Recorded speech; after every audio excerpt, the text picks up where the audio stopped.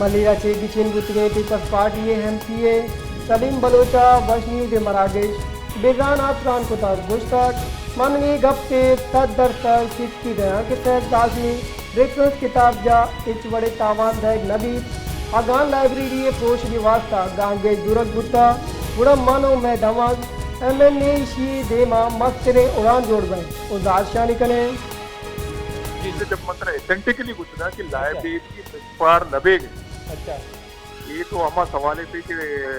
अगर बी गुड़ा चाहिए तो अगर बी लाइब्रेरी मिसमार भी लाइब्रेरी में मीरास लाइब्रेरी मलीर सिर्फ मीरास नहीं बल्कि ये लाइब्रेरी सिंध और बलूचिस्तान मीरास है। तो ये लाइब्रेरी तो का 70 साल पुराना मैगजीन मीरा 70 साल पुराना जो रेफरेंस वास्ता तरह शायद पूरा पाकिस्तान सिंध बलूचिस्तान एक जगह न मिलना आ तरह ये लाइब्रेरी तो का मिलना। तो ये लाइब्रेरी मैं वास्ता बड़ा अहमियतदारी लाइब्रेरी बिल्कुल एक दफ़ा तो यकीन बिदान कि लाइब्रेरी बिल्कुल डिस्ट्रॉय बैगा नहीं ये ख्याली एक चीज़ कि डिस्ट्रॉय भी बुरा चीज़ भी अगर लाइब्रेरी डिस्ट्रॉय भी तो दुरुस्तान से पेसर डिस्ट्रॉय कनो के चावले या डिस्ट्रॉय कनो के सेक्टर बेमा